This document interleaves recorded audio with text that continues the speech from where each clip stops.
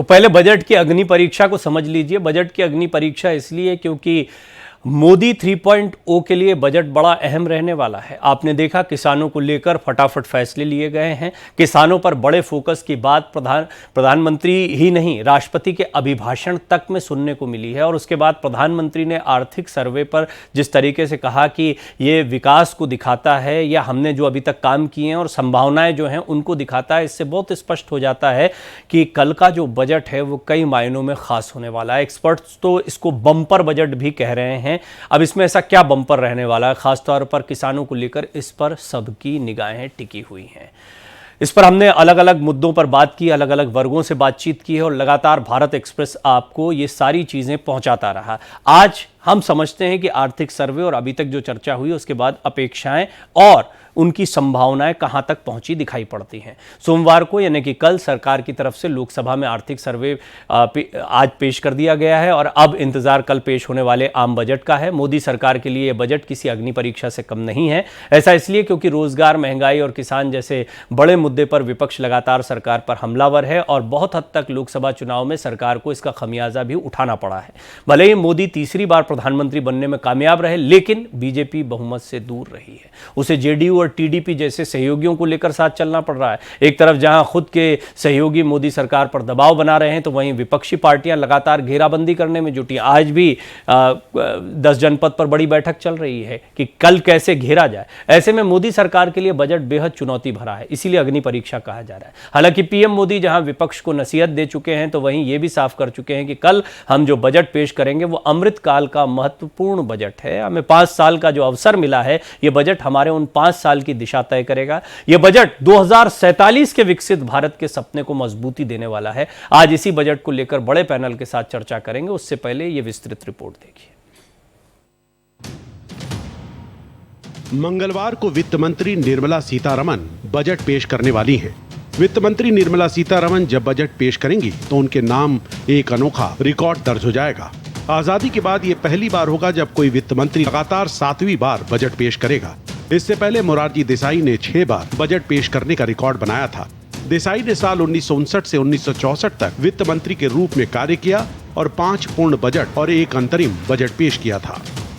वहीं पीएम मोदी ने बजट को लेकर मीडिया को संबोधित करते हुए साफ कर दिया है कि मंगलवार को पेश होने वाला बजट देश की दशा और दिशा तय करने वाला होगा। ये बजट 2047 के विकसित भारत के सपने को मजबूती देने वाला होगा। ये बजट अमृत काल का एक महत्वपूर्ण बजट है। ये बजट 2047 जब आजादी के 100 साल होंगे, तब विकसित भारत का जो हमारा सपना है, उस सपने को पूरा करने की मजबूत नींव वाला बजट लेकर के हम कल देश के सामने आएंगे। दरअसल इस बार का बजट कई मायनों में अहम होने जा रहा है। एक तरफ जहां बजट में विकसित भारत का रोड मैप होगा, तो वहीं सरकार इस बार बैकफुट पर नजर आ रही है। विपक्ष संसद में बेहद मजबूत है और वो लगातार किसान, रोजगार और महंगाई जैसे मुद्दों पर सरकार को घेरने में लगी है। बजट पेश होने से पहले ही विपक्ष के हमले तेज हो गए हैं। बजट में हमारी उम्मीद यही है कि जनता जो त्रस्त हो रही है, जिस तरीके से उनका इनकम बढ़ नहीं रही है, पर महंगाई पूरी तरीके से बढ़ रही है। बच्चे बेरोजगार हैं, बच्चों की बेरोजगारी बढ़ती जा रही है और देश में आप देख रहे हैं 1000 लोगों के लिए एम्प्लॉयमेंट अपॉर्चुनिटीज़ होती है, 25,000 लोग आ जाते हैं। अग्निवीर स्कीम हुई, बहुत सारी ऐसी चीज़ें हैं जो किसानों से लेकर जवानों तक लागू होती हैं। उम्मीद करती हूँ कि इस बजट में केंद्र सरकार उस पर ध्यान दे। हालांकि सरकार पहले ही इस बात का संकेत दे चुकी है कि इस बार के बजट में किसान, मिडिल क्लास, रोजगार जैसे मुद्दों पर विशेष ध्यान होगा। लेकिन विपक्ष बजट के बहाने अभी से मोदी सरकार की घेरेबंदी में जुटा है। अब देखना होगा कि मंगलवार को पेश होने वाला बजट मोदी सरकार के लिए कितना राहत भरा साबित होता है। Bureau report, Bharat express.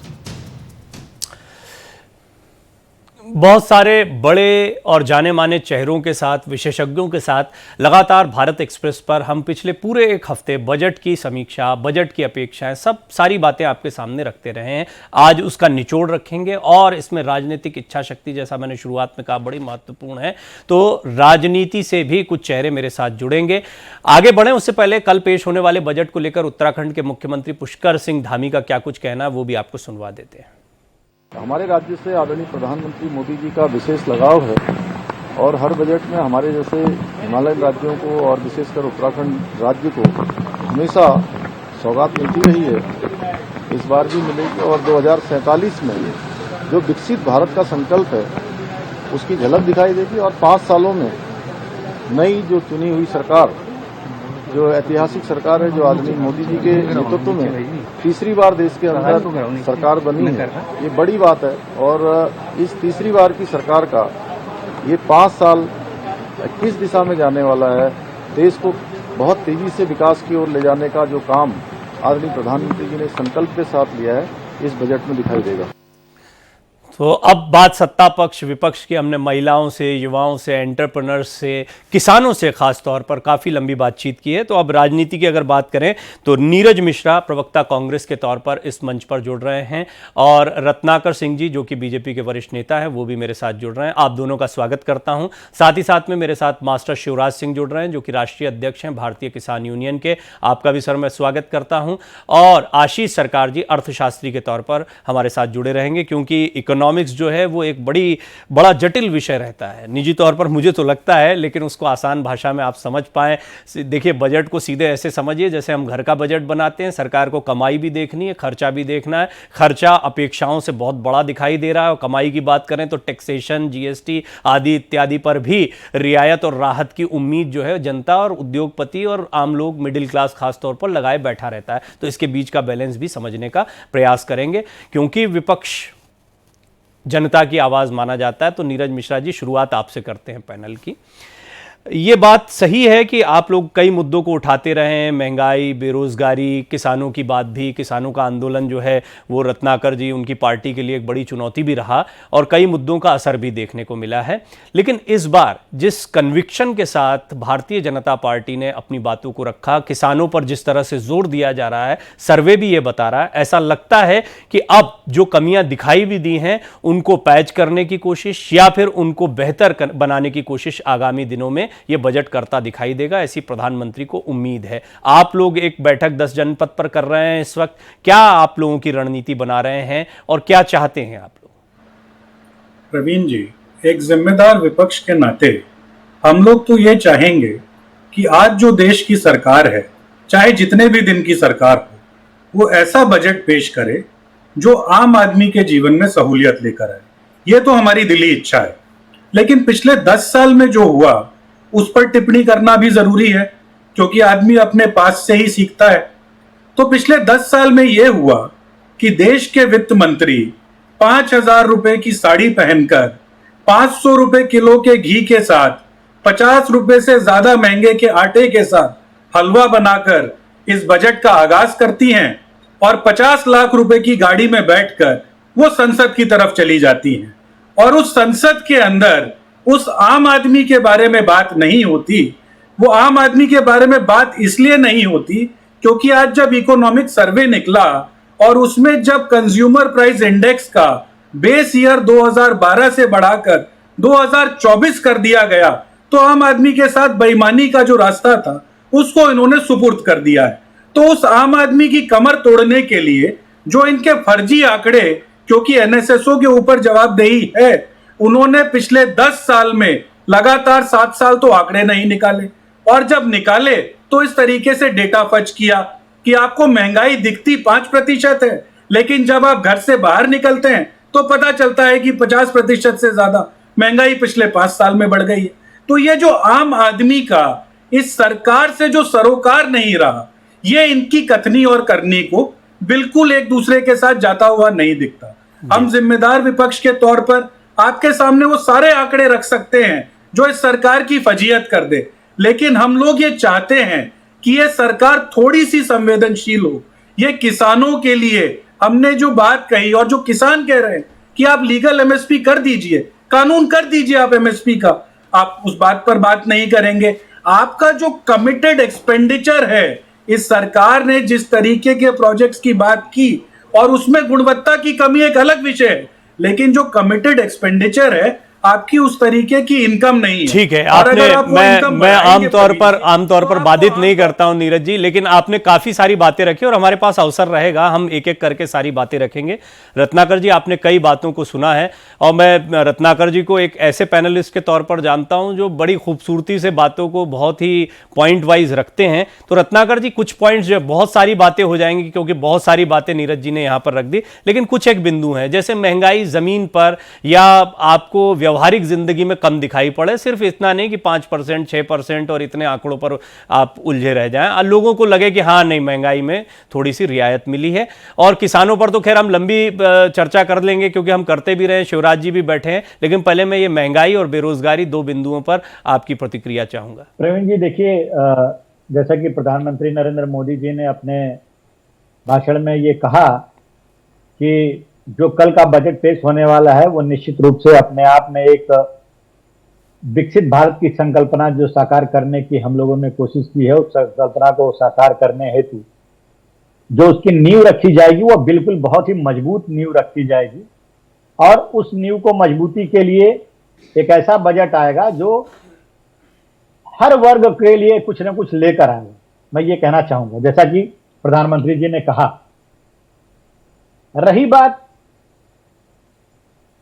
जैसा कि विपक्ष आरोप लगा रहा है हमारे ऊपर और तमाम प्रयास जो है हमारे ऊपर लगाने की कोशिश कर रहा है, मैं यही कहना चाहूंगा विपक्ष से और कांग्रेस पार्टी के नेताओं से कि पिछले 10 साल में जिस तरह से हमने सफल योजनाओं को क्रियान्वित किया है और जन जन तक पहुंचाने का काम किया है, उसका नतीजा ये रहा है कि यह जो भारत देश है उसकी अर्थव्यवस्था यूपीए के शासनकाल में जो 11वें नंबर की थी विश्व में, वो अब 5वें नंबर की अर्थव्यवस्था बन चुकी है। और हम कल एक ऐसा बजट लेकर आएंगे जिसमें कि हम विश्व में तीसरे सबसे बड़ी अर्थव्यवस्था के रूप में बहुत जल्दी जो है हम वो मुकाम हासिल कर लें। इस तरह का बजट जो है आप देखेंगे। निश्चित रूप से हमारे भाई जो किसानों को लेकर बहुत चिंतित दिखाई दे रहे थे, मैं महंगाई पे भी आऊंगा। किसानों को लेकर जो बहुत चिंतित दिखाई दे रहे थे, मैं उनसे एक ही प्रश्न पूछना चाहूंगा कि एमएसपी की गारंटी की बात वो लोग करते हैं जिनके शासनकाल में, यूपीए के शासनकाल में स्वामीनाथन आयोग की रिपोर्ट जब सबमिट हुई थी तो उसमें एमएसपी की गारंटी का प्रावधान किया गया था कि भाई एमएसपी पे गारंटी भी मिलनी चाहिए। अपने समय में वो एमएसपी की गारंटी ये दे नहीं पाए, किसानों को गुमराह करते रहे। किसानों की आत्महत्या का आंकड़ा अगर इनके शासनकाल में उठाकर देख लीजिए तो लाखों में है।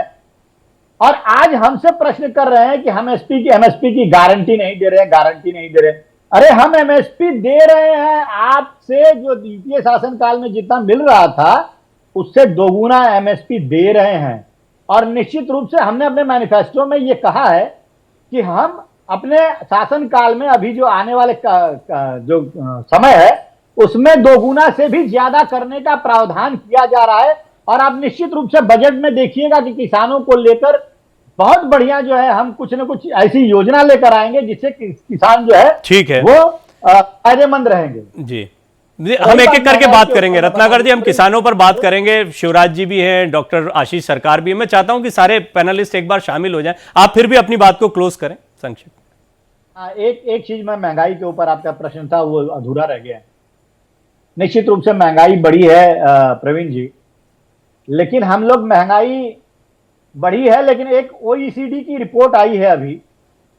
उस रिपोर्ट में कहा गया है कि भारत की प्रति व्यक्ति जो है आय में वृद्धि दर विश्व में 2024 से लेकर 33 तक का आंकड़ा अगर देखा जाएगा तो सबसे ज्यादा प्रति व्यक्ति आय की दर जो है वो भारत देश की रहेगी। ये ओईसीडी का एक आंकड़ा है। अब बताइए, महंगाई बढ़ी है, हम मानते हैं, और उसको कम करने के हम बहुत सारे उपाय भी कर रहे हैं और बजट में भी आप देखिएगा, लेकिन कहीं ना कहीं लोगों की आमदनियां भी बढ़ी है। ठीक है रत्नाकर जी, ये पॉइंट ऐसा हमारे हुआ सामने है। पहले भी आया है, इस पे बहुत डिटेल में नहीं जाएंगे और नीरज जी क्या कहना चाहते हैं उसका भी मुझे अंदाजा है, इसलिए मैं डॉक्टर सरकार को इसमें शामिल करना चाहूंगा। शिवराज जी भी बैठे हैं किसानों की बात करने के लिए।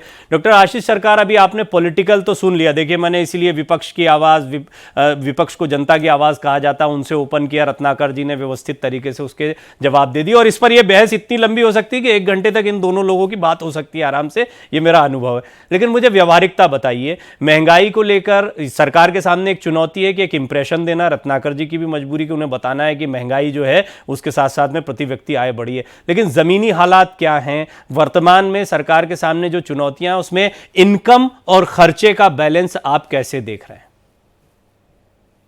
देखिए, भारत की जो अर्थव्यवस्था है वो इस समय बहुत मजबूत स्थिति में है। विश्व की उन आर्थिक व्यवस्थाएं जो शुरू की 4 या 5 हैं, उसमें एक भारत आता है। एक अवस्था ये थी जब हम 1947-48 में स्वतंत्र हुए थे, तब हमारी जो 50वें पायदान पे हम खड़े हुए थे, हम वहां से चले हैं। लेकिन पिछले 10 वर्षों में भारत ने आर्थिक रूप से एक करवट बदली है, सोचने की दिशा बदली है।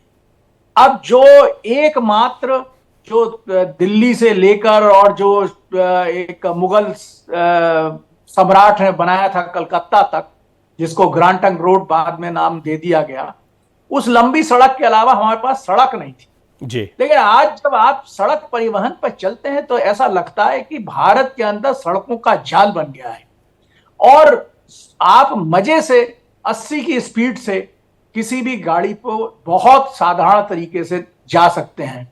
आगरा से दिल्ली आने में लगभग 8 घंटे लग जाते थे, आज वही दूरी 2.5 घंटे 3 घंटे में हम पूरी कर लेते हैं।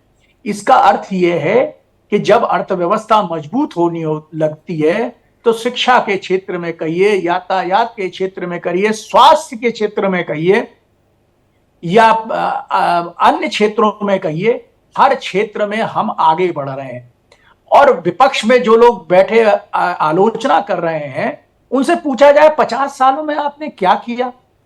आज 50 साल में जो भारत की, ठीक है, उसमें मैं ये नहीं कह रहा हूं कि भारत ने विकास नहीं किया, लेकिन विकास का जो त्वरण था, जो एक्सेलरेशन था, वो बहुत कम था।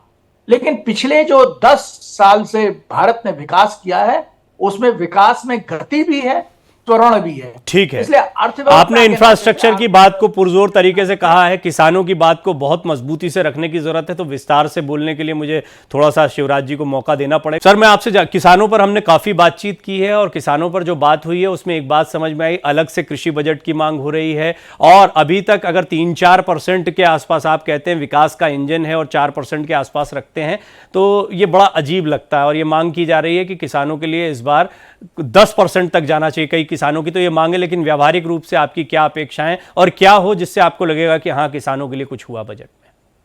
ये आवाज आ रही है? जी जी, आवाज आ रही है आपकी। धन्यवाद आपके लिए। मैं क्या हुआ क्या नहीं हुआ उस पर नहीं जाऊंगा। आज सबसे बड़ी समस्या है आवारा पशु।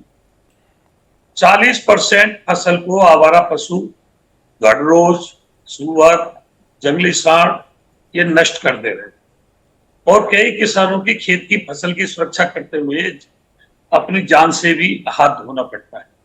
उसके लिए हमने एक मांग की, बीएसएफ की तरफ पे एएसएफ का गठन किया जाए, एग्रीकल्चर सिक्योरिटी फोर्स, कृषि सुरक्षा दल, ताकि बेरोजगारों को रोजगार भी मिले और जो फसल हमारी नष्ट होती है आवारा पशुओं से, उसकी सुरक्षा हो सके।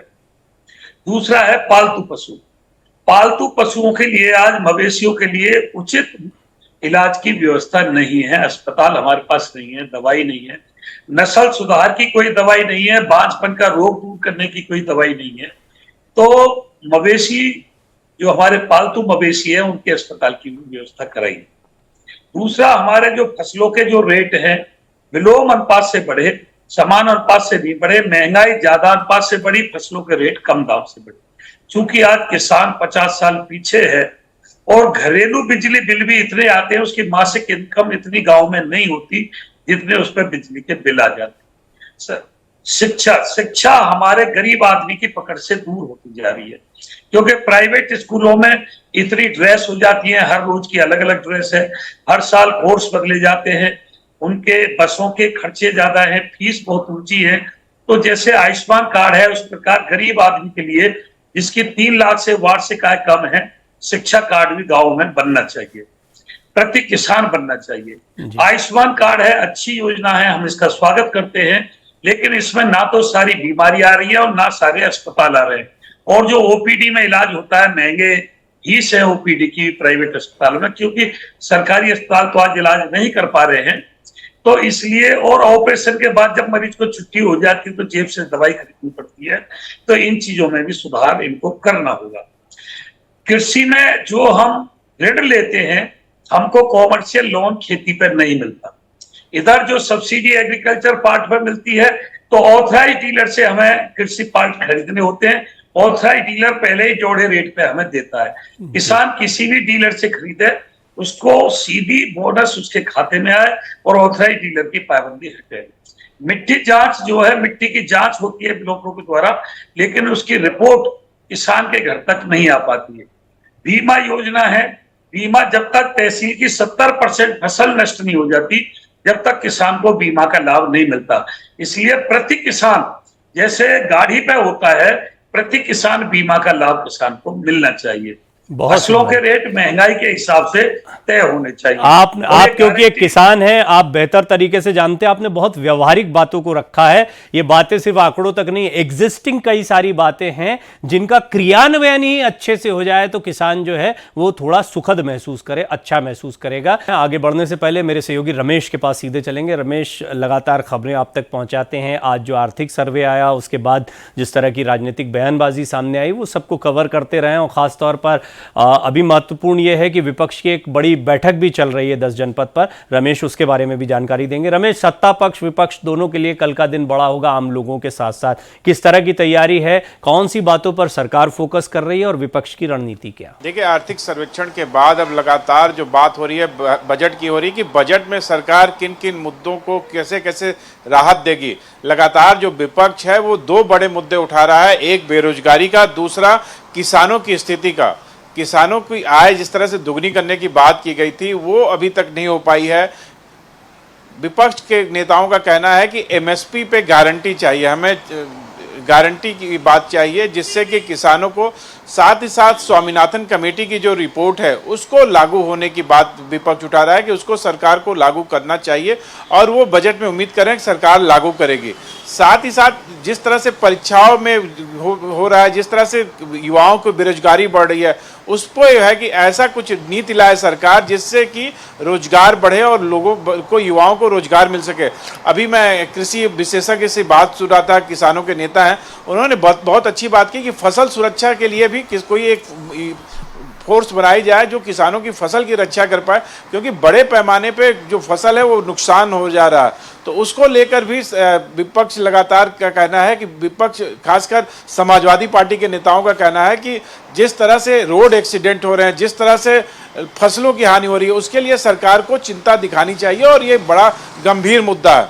जी रमेश, आपका बहुत बहुत धन्यवाद। आगे भी आपसे हम अपडेट लेते रहेंगे। अब मैं सरकार साहब के पास जाना चाहूँगा। डॉक्टर सरकार, आपने सुना शिवराज सिंह जी जो किसान नेता हैं, उन्होंने बड़ी अहम बातें रखी। ये बात ये नहीं कि हम आगे के लिए क्या बड़ी बड़ी बातें और बड़ी योजनाएं रखते हैं, बात ये भी है कि एग्जिस्टिंग जो हमारा सिस्टम है उसमें किसानों की बेहतरी के लिए हम क्या कर रहे हैं। आवारा पशुओं की समस्या है, बजट से बहुत ज़्यादा लेना देना नहीं है, लेकिन क्रियान्वयन के लिए क्या कुछ किया जा सकता है, पशुओं के बारे में, आयुष्मान कार्ड के बारे में, किसानों की हेल्थ के बारे में, बीमा के बारे में, फसल के बारे में, सारी चीजों के बारे में किसान जब चिंता रखता है तो समझ में आता है कि किसान एक व्यवहारिक समाधान चाहता है। उसके लिए क्या हो सकता है बजट में? मैंने शिवराज जी के पूरे वक्तव्य को बड़े ध्यान से सुना और मैं साधुवाद देना चाहता हूं कि इन्होंने एक राष्ट्रीय मंच के ऊपर जो प्रश्न उठाया है वो सभी औचित्यपूर्ण है। किसान हमारा पेट भरता है और सारे देश का पेट भरता है, वो चाहे प्रधानमंत्री हो या बहुत छोटा सा एक गरीब मजदूर। लेकिन किसान का खुद का पेट खाली रह जाता है, उसका बच्चा अशिक्षित रह जाता है, उसकी बिटिया पैसे की कमी के कारण शादी योग्य होने पर भी शादी करने की स्थिति में नहीं होता है। जी। बीमार होने पर वो किसी प्राइवेट अस्पताल में जाकर चिकित्सा नहीं करा सकता है। इन सारी समस्याओं को अगर देश जो अगर नहीं उसको समाधान करता है, तो अगर देश का किसान बीमार है तो देश बीमार है। और जब तक देश का किसान मजबूत नहीं होगा, ये किसानों का देश है, ये जमीन का देश है, ये खेती का देश है, और इस देश को मजबूत करना अत्यंत आवश्यकता है। मैं एक अर्थशास्त्री के तौर पर आपसे जानना चाहूंगा, जिस इंफ्रास्ट्रक्चर की आप बात कर रहे थे, उस इंफ्रास्ट्रक्चर पर कहा जाता है कि 25% की डिमांड और 25% तक खर्चा, और जिस किसान की आप बात कर रहे हैं उस पर 3-4% तक खर्चा, फिर ये कैसे व्यवहारिक है? थोड़ा इकोनॉमी भी समझाइए इसकी। कि बिल्कुल, मैं इंफ्रास्ट्रक्चर का लाभ, मैं ये नहीं कहता कि किसान को नहीं मिलता है, इसका बड़ा लाभ हर क्षेत्र को मिलता है। मैं इंफ्रास्ट्रक्चर को बढ़ना को मैं गलत नहीं कहता हूं, लेकिन साथ साथ कृषि के ऊपर सरकार को अब बहुत गंभीरता से विचार करना पड़ेगा। कारण यह है कि बहुत ही ज्यादा रासायनिक किसानों खादों का उपयोग करने से जो उर्वरक क्षमता है भारत की मिट्टी की कम होती जा रही, उत्पाद कम हो रहा है। फिर किसी योग्य जो क्षेत्र है उसका संकुचन होता जा रहा है। देखिए डॉक्टर आशीष सरकार, मैं इसलिए रोक रहा हूं क्योंकि कृषि एक्सप्रेस, भारत एक्सप्रेस की एक पहल है। देश के तमाम किसानों के साथ हम इस पहल को लगातार आगे रख रहे हैं। जितने मुद्दे आप उठा रहे हैं वो सारे मुद्दे बड़ी गहराई से हम रखने की कोशिश कर रहे हैं, क्योंकि मुझे लगता है कि मीडिया का भी इन्वॉल्वमेंट उतना ही होना चाहिए, सरकार का भी होना चाहिए। रत्नाकर जी, अब आपके सामने ये सवाल, मैं चाहता था कि आप सुन ले सारे पहलुओं को। मैंने जितनी भी चर्चाएं की, जीएसटी पर की हो, टैक्स पर की हो, एंटरप्रेन्योर्स, घूम फिरकर अंत में हर चर्चा का अंत जो होता है वो किसान पर बात करते हुए होता है। अच्छा तो लगता है, लेकिन यही किसान जो है, इसकी स्थिति वही की वही बनी रहती है। किसानों की कई व्यवहारिक समस्याएं उठाई गई। दूसरा, किसानों के लिए बजट को क्या बढ़ाकर इतना किया जाएगा कि 10% या ऐसा कुछ किया जाए कि किसान को लगे कि हाँ, इंफ्रास्ट्रक्चर और अन्य दूसरी चीजों की तरह उसके बारे में सोचा जा रहा है। जी प्रवीण जी, जो हमारे साथी पैनलिस्ट यहाँ पे बैठे हैं,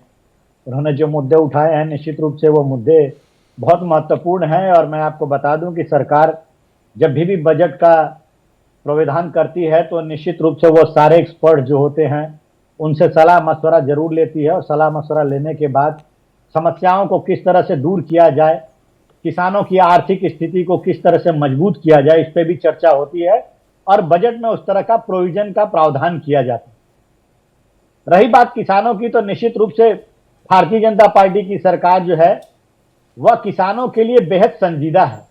आपको याद होगा कि जब प्रधानमंत्री जी तृतीय कार्यकाल के प्रथम दिन पे अपना जो कार्यालय ज्वाइन किए जब ही, तो उन्होंने किसान सम्मान निधि के तहत जो है 20,000 करोड़ किसानों को फंड जो है रिलीज किया। पहला निर्णय उनका 20,000 करोड़ किसानों को फंड रिलीज करना था, और दूसरा निर्णय यह था कि 3 करोड़ जो बेघर लोग हैं उनको घर देने का प्रावधान उन्होंने किया।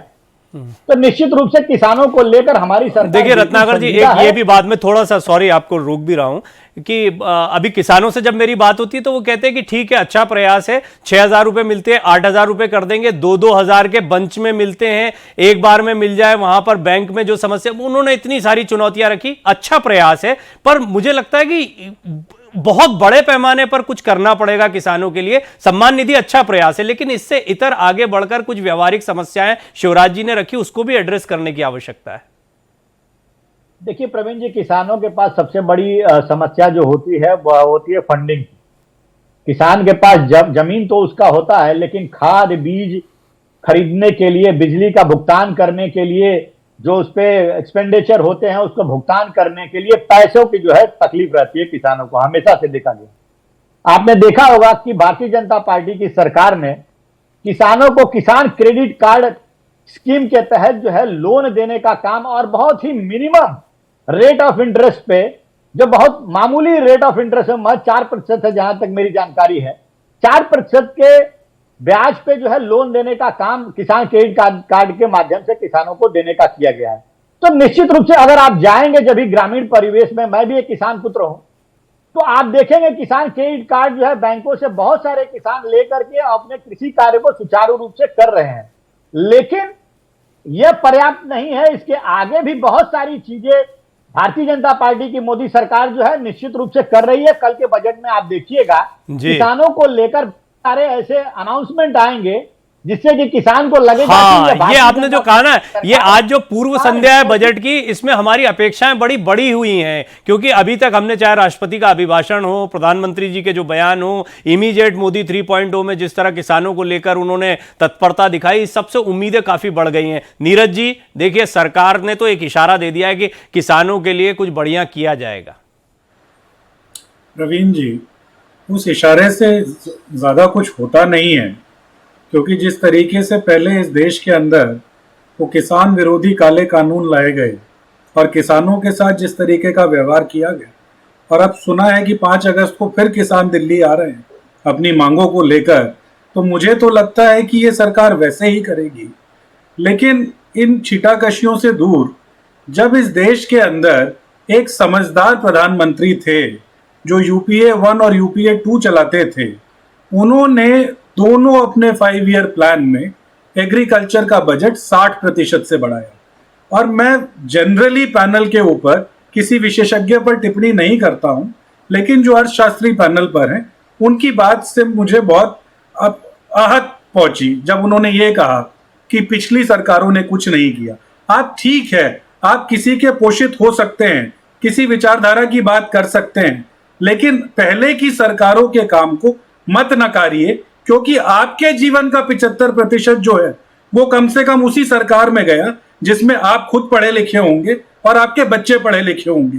तो एक तरफा बात मत कीजिए इस पैनल पर। और सीधी सीधी बात तो ये है, इस सरकार से हम लोग अपेक्षा करते हैं कि ये लोग कुछ करेंगे, लेकिन जो इनके कमिटेड एक्सपेंडिचर हैं जिसकी मैं पहले बात कर रहा था, वो इनको उतना ब्रीदिंग स्पेस नहीं देते हैं। आज इस देश के अंदर जो डेट टू जीडीपी का रेशियो है वो लगभग 94-95% हो गया है। मतलब 1 रुपए के विकास के लिए हम लोग वो 1 रुपया भी बाहर से लेते हैं। आज का इकोनॉमिक सर्वे कह रहा है कि आपको चीन से फंडिंग बढ़ानी होगी अगर आपको विकास करना है। तो जिस तरीके की 10 साल में बुनियादी गलतियां हुई उसको सुधारने का एक मौका है, और वो मौका ये है कि आप देश के किसान पर, देश के नौजवान पर, आप उसके ऊपर इन्वेस्ट करिए, रादर देन वो काइनीजियन मॉडल जो है इकोनॉमिक्स का, आप उसको थोड़ी देर के लिए पीछे रखिए और अपने अंदर संवेदनशीलता लाइए। संवेदनहीन बनकर आप देश की सरकार नहीं चला पाएंगे।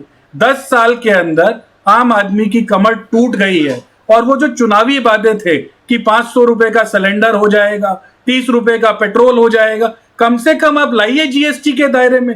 आप आम आदमी को तो राहत दीजिए। आप एक बार पहले इससे एक वो न्यू टैक्स रिजीम लेके आए जो ऐसा शिगुफा था, जो ना सीए को समझ आया ना आम आदमी को समझ आया। आप आम आदमी के लिए करिए 10 लाख से ज्यादा का टैक्स रिबेट। तो देश की जनता को जब उसकी जेब में पैसा होगा, वो मार्केट में देगा, इकोनॉमी का चक्का घूमेगा, तो देश की तो तरक्की होगी।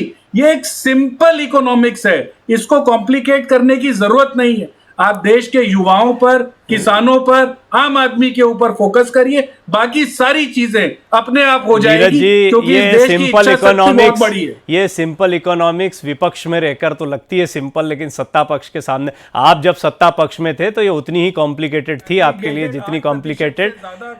विकास दर दिया, आज की सरकार 6.5% पहुंचते पहुंचते हाफ जाती है। तो इसी में यही बुनियादी फर्क है। नहीं तो फिर ऐसे आंकड़े में तो वो कहेंगे 5वीं सबसे बड़ी इकोनॉमी बना दिया, तीसरी सबसे बड़ी इकोनॉमी बनाने का प्रयास है। अगर ये हमारे दर से चल रहे होते तो 2019 में ये देश, खैर बड़ी महत्वपूर्ण बातें आई हैं। आपने एक तो डॉक्टर आशीष सरकार के ऊपर सीधे एक टिप्पणी करी है, तो उनका बोलना बनता है। मास्टर शिवराज जो कि खुद किसान होते हुए किसानों की बात को बड़ी देर से सुन रहे हैं, और उनके मन में आ रहा होगा व्यवहारिक रूप से कुछ बातों को रखा जाए। डॉक्टर सरकार, सबसे पहले क्योंकि नीरज जी ने आपके नाम का जिक्र किया, उन्होंने एक टिप्पणी आप पर की है, तो मैं चाहूंगा आप उस पर जवाब दें, अपनी सफाई दें, अगर कुछ कहना चाहें तो। 30 वर्ष के मैं राजनीतिक पत्रकारिता में हूं और अर्थशास्त्री हूं। ये पहला वर्ष समय है कि कांग्रेस के एक प्रवक्ता ने मेरे ऊपर हमला किया। इस हमले का मैं जवाब अवश्य देना चाहता हूं। मैं उस प्रवक्ता से पूछना चाहता हूं कि आप जब सत्ता छोड़ के गए थे तो कितनी यूनिवर्सिटियां थी? और आज पता कर लीजिए कितनी यूनिवर्सिटी हैं। जब आप सत्ता छोड़ के गए थे तो कितने अस्पताल थे, आज देख लीजिए कितने अस्पताल हैं। आप कितने किलोमीटर सड़क छोड़ के गए थे, आज कितनी सड़कें हैं। और जनता ने तीसरी बार आपको मुंह पे थूक दिया है, आपके सरकार, आपको सरकार में नहीं आने दिया है। जनता ही अंतिम। नीरज जी, आपको किस तरीके से जी मंच पर अलाउ कर रहे हैं? जी नहीं, एक मिनट रुकिए नीरज जी, मुझे मेरा काम करने दीजिए। डॉक्टर आशीष सरकार, देखिए नाराजगी अपनी जगह ठीक है, नाराजगी अपनी जगह ठीक है, वाजिब भी होती है। मेरे पैनल पर कई बार नाराजगी होती है, पर मैं चाहूंगा कि थोड़ा शब्दों की गरिमा का ध्यान। आप इतने पढ़े लिखे और इतने अच्छे इकोनॉमिस्ट हैं। राजनीतिक हमला कर सकते हैं, लेकिन अर्थव्यवस्था की अगर मैं शब्दों के इस्तेमाल की बात कर रहा हूं। आप पूरी नाराजगी निकालिए, आपको पूरा अवसर है, आपका पूरा अधिकार है। मैंने कहा आप हम पे हमला ना करें, मेरा नाम लेके करने की आवश्यकता नहीं है। जी नीरज जी, उचित नहीं है। नीरज जी देखिए, ये बहस बहुत लंबी हो जाएगी।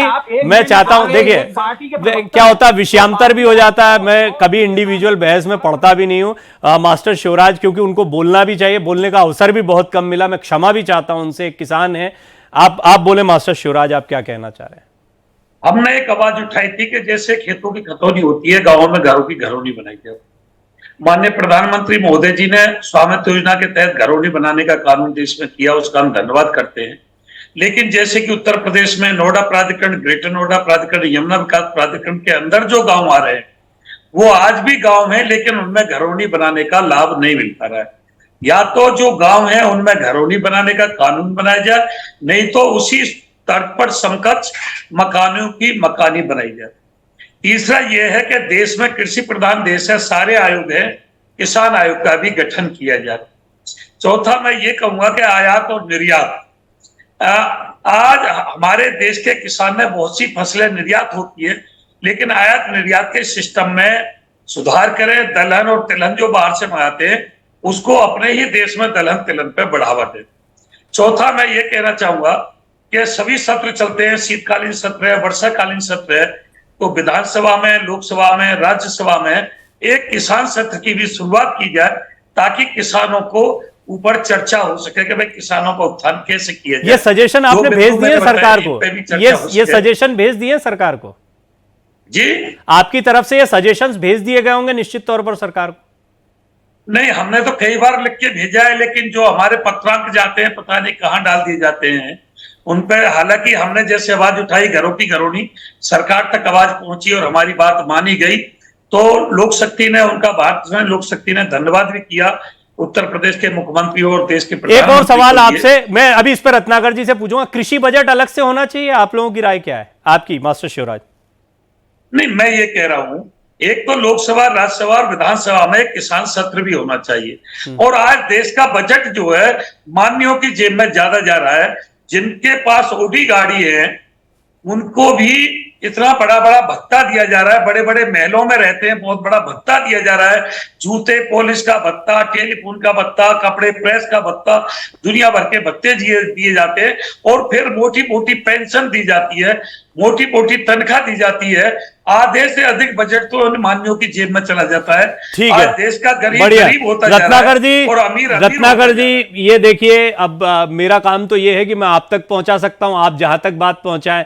कई बार किसान यूनियंस जो हैं वो लगातार सरकार तक पहुंचाती है, आपने भी कहा संपर्क में रहते, बहुत से ऐसे भी किसान मिले जिनके सुझाव लिए जाते हैं। पर लेकिन देखिए, आज मास्टर शिवराज सिंह ने कितनी महत्वपूर्ण बातें यहाँ पर, कितनी व्यवहारिक बातें रखी, ये कैसे पहुंचेंगी और ये एड्रेस हो, इनका निदान निकले, ये कैसे सुनिश्चित हो? देखिए प्रवीण जी, तो आपने सबसे पहले तो ये चर्चा किया कि क्या कृषि बजट का प्रावधान होना चाहिए। मेरा खुद का सोच ये है कि कोई भी अगर बजट का प्रावधान अगर अलग से किया जाता है, हमने रेल बजट का भी प्रावधान अलग से किया था, लेकिन आपने देखा गया था कि किस तरह से रेल घाटे में चल रही थी। वैसे ही अगर कृषि बजट का प्रावधान किया जाता है और किसानों को कुछ फायदा नहीं होता है, तो उसका कोई औचित्य नहीं। सबसे बड़ी और महत्वपूर्ण चीज ये होती है कि आपकी इच्छा शक्ति कैसी है। क्या ये सरकार जो होती है वह सरकार किसान हितैषी सरकार है, या किसान विरोधी सरकार है, या पूंजीपतियों की सरकार है? तो इच्छा शक्ति अगर भारतीय जनता पार्टी की है, किसान हितैषी है, तो निश्चित रूप से वो जो सजेशन, सुझाव जो आ रहे हैं उसको हम ग्रहण करके और आगे किस तरह से उसको क्रियान्वित करेंगे और बजट में ला करके उसको किसान हित के संदर्भ में जो है पेश करेंगे वो हमारी इच्छा शक्ति के ऊपर है और हम निश्चित रूप से करेंगे। दूसरी बात, मैं अपने किसान भाई से थोड़ा एक मामले में सहमत नहीं हूं कि कुछ लोगों को बूट पॉलिश का पैसा मिलता है, कुछ लोगों को BMW मिलता है। मैं किसानों के संदर्भ में बात नहीं, उनका कहना उनको भत्ते या उनको सुविधाएं या छूट ज्यादा मिल जाती है, ऐसा कहना चाह रहे थे। उनको जो विकास मिलता है, विकास निधि मिलती है, उसमें से भी वो 30-40% उनकी जेब में चले जाता है ठेकेदार के माध्यम से। तो किसान पे खर्चा कहां से होगा जब सारा पैसा मान्यों की जेब में चला जाएगा? इम्प्लीमेंटेशन, क्रियान्वयन, योजना का क्रियान्वयन, रत्नाकर जी सिंपल जी। प्रवीण जी देखिए, प्रवीण जी मैं इसी बात पे एक पुरानी बात याद दिला देना चाहता हूं कि जब कांग्रेस की सरकार थी, राजीव गांधी ने स्वयं वो घिसते पैसा नहीं, अरे छोड़ दीजिए ना पुरानी बात रत्नाकर जी। मैं इसलिए कहना चाह रहा था, मैं उस बात को पूरा कर लूं, उसको मैं जोड़ रहा हूं, सिर्फ जोड़ रहा हूं। इसमें विपक्ष के जो माननीय उनको भी मिलता है वो पैसा। डायरेक्ट अकाउंट्स में पैसे पहुंचाने का काम किसने किया है? ठीक है, मोदी जी। मैं एक बात तो समझ गया। अभी देखिए, हम चाहे चर्चा जितनी लंबी कर लें, लेकिन एक बहुत महत्वपूर्ण बात है इस पैनल पर भी मैं जो सेंस कर पा रहा हूं वो ये है कि कल के बजट से बहुत सारी उम्मीदें सभी को है। अब देखते हैं कि कल उम्मीदों पर कितना खरा उतरता है बजट। सचमुच बम्पर होता है, सचमुच कुछ ऐसा होता है किसानों के लिए कि कल शिवराज जी बैठे हैं, तमाम किसान भाई बैठे तो खुश हो जाएं। और विपक्ष के सामने तो बहुत सारे मुद्दे हैं, महंगाई, बेरोजगारी, ये मुद्दे तो उठाएंगे, लेकिन किसानों को लेकर भी नीरज जी क्या सोचते हैं, सरकार साहब क्या सोचते हैं, ये सारी चीजें कल देखना बहुत दिलचस्प होगा। आज आप लोगों ने बड़ी सारगर्भित चर्चा की, मैं आप सभी मेहमानों का धन्यवाद करता हूं। नीरज जी आपका धन्यवाद, डॉक्टर सरकार आपका धन्यवाद, रत्नाकर जी आपका बहुत बहुत धन्यवाद, और मास्टर शिवराज आपका विशेष धन्यवाद, आपने किसानों का पक्ष बड़े सुंदर तरीके से रखा।